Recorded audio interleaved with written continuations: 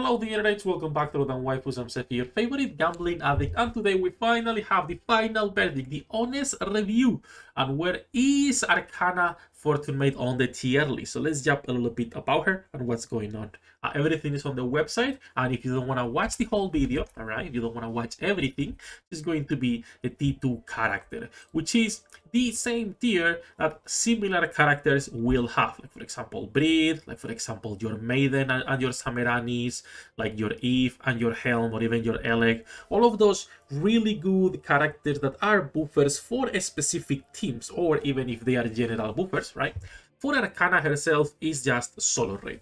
That is her only usage. Shotgun teams, solo raid. Outside of that, she is useless. Not for tower, not for campaign, not for well, there's nothing else, honestly. It's just like two things we have in the game right now.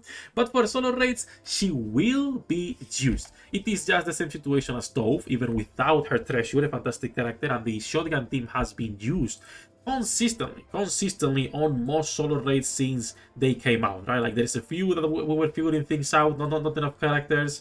Couple solo raids that they were not used mostly because of the type of boss and what was going on, and then again it's never been actually dropped. So we will see Arcana as the main B2 for this team composition. Also important as a tier list, all right, tier 5, absolutely tier 5 disgusting assets, as you guys can see on the screen, bottom right jiggling. Okay, nothing to see in there. That said, let's jump a little bit into how to properly build Arcana and what's going on with her. When it comes to damage number comparisons, if you guys want to see a little bit on Arcana versus other supports, other B2s, I recommend you guys watch this video right here from it's 2 days ago basically. The grid boost but zero jiggles. In here we do showcase some damage number comparisons. I recommend you guys check that. This is gonna be mostly about her full build and the pros and the cons of Arcana and why she is a T2 character. So nothing changes from the skills from the initial review. This still remains the same, where we're going into 7 on a skill 1, 7 to 10 on a skill 2, and a 4 or a 10 on her burst. Her burst heavily or solely depends on your gear. Did you get lucky with elemental and attack?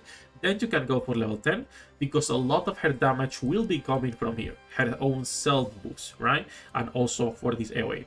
But when it comes to skill 1, the increase on attack is not good. I wouldn't recommend going any higher, because this is like an 11, then it goes to 12 something, then 13%. It's less than 1% increase each level up to level 10.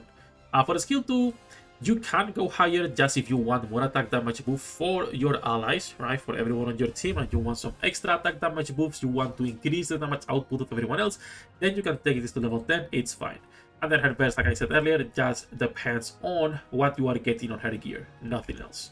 And when it comes to cubes, and when it comes to her all lines, first the gear is more important. Attack, elemental are the basis and are gonna be the focus, obviously, right? Like 99% of the characters in this game, there is no other lines. And then 1 ammo is good, but it's not mandatory. Even without a max ammo line, using Bastion, it's usually enough to never reload.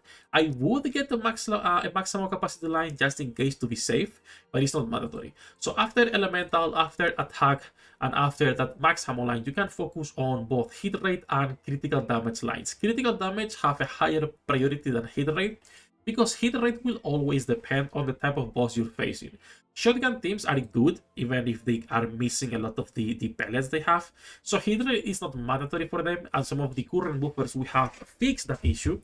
But it's still nice to get a line or two if you can. But for the most part, critical damage and critical rate take priority over hit rate. And then when it comes to cube, it's really only Bastion, the one you get about.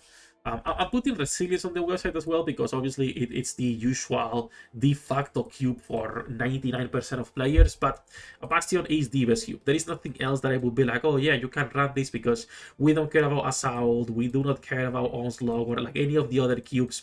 You could be using the max ammo cube instead and just go for attack, so you can save 1 line on your gear, but then again, I just don't think it's worth it in contrast to never reloading with Bastion, right? But as usual, this will be based on where you have slots available for your support characters.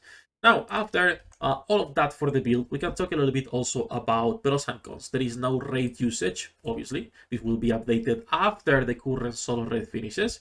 And we can talk about her pros and her cons. There is a few things. I'm not going to be mentioning the obvious con that this is a character that it's only for shotgun teams. I think that it's easy to understand for most players, right? Also, on the tier list, she has the flag telling you, hey, she is only here because of the shotgun teams, nothing else, right? Like if you hover over all of these icons, you get more information on the characters. And in her case, it's because the shotgun team. So that is not mentioned in the cons, but take into consideration. Let's start with her pros. She makes all of your shotgun units hit harder without any exceptions thanks to her skill 1 and skill 2.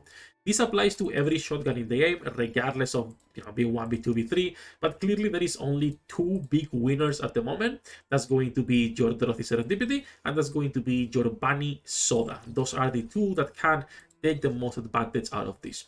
Drake, as a buffer, can also take advantage of this to get even higher damage on solo raid. So you can use Drake on solo raid as a buffer and as a DPS as well, right? Both things. If you have a decent build on her, she's gonna be doing pretty good damage. So those three are probably like the only real ones that can benefit from this. Sugar is Copium. Isabel, because you have to be using Arcana, the OG one, it's even more Copium. Maid Privacy could be on a pinch, but it's not an hyper carry. And Sameranis does not find a place on the current meta for the shotguns, so not really. Some people were talking about Breed and about Viper Treasure. So Breed is a completely different character from Arcana. They will not be used together. They will be used on separate teams. They can be used together. It can be used together. But Breed is a general fire debuffer, just like Summer Helm, right? They are literally the same. And then Viper re-enters B2 if you have her treasure, so they are not gonna be used together either, because then you would be losing cooldown reduction and you cannot use Dove and you will be having to use someone else. So if you are losing Dove, your team compositions for shotguns will not work as well. Now, she is a staple shotgun buffer, meaning this allows other B2 buffers to be used on different compositions while not lowering the damage output of your shotguns, aka your Nayuta can go somewhere else. Your Crown, no, but your Grave can go somewhere else. Your Bunny Aid, your normal bunnies if you're running them, even your maids if you were using them, or now your Breed, etc. Like you can put your B2 somewhere else while still having a dedicated and stable buffer for your shotguns. This only opens up more team compositions, which is great, always good. She's also a plug and play character, right? As long as she's bursting and shooting, you don't have to do anything with her. She will automatically proc everything while she's shooting, thanks to her skills, right? As long as she keeps shooting, she keeps proccing a skill 2, where she will be proccing all of the skill 1 effects. And as long as she's bursting, she will be able to use her kit. If you do not burst with her, remember that she has no kit.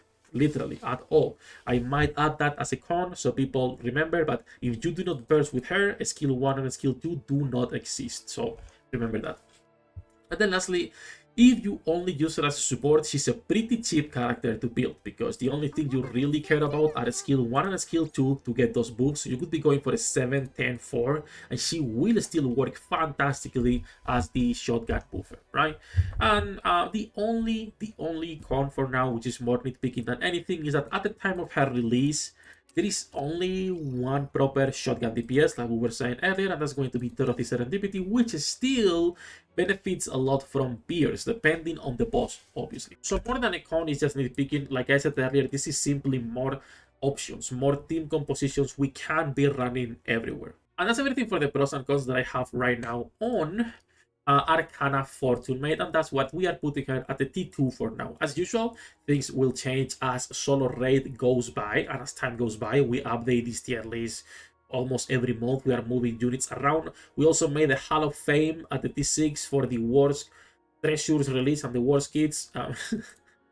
Both Senti and Milk are down here just chilling together. Obviously, if we're talking about only the worst character in the game, they are not Senti Treasure and Milk Treasure, right? The worst character in the game would probably be something like Signal, Grow, and probably a couple more hit on this T5, those characters, right? More than those two treasures. And that said, all that jumping, that's basically everything for this video. That's everything we have to say about Arcana Fortune Mate.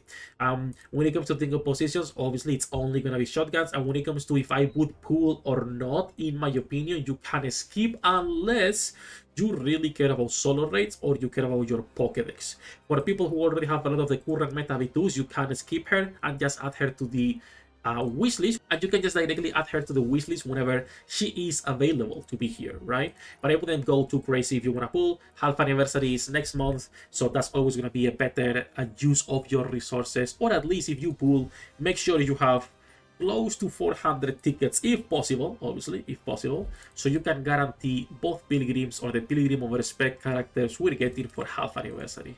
All that jumping, all that said, that's everything for this video. As usual, thank you guys for watching the content. You guys can use the link in the description for the Nike top up with loot bar, since they are sponsoring the website and the content on the channel for the next few months. Thank you to them, right? Thank you to our nice sponsor. You guys have a great evening. Good luck with your pool, the raids, and I'll see you on the next one.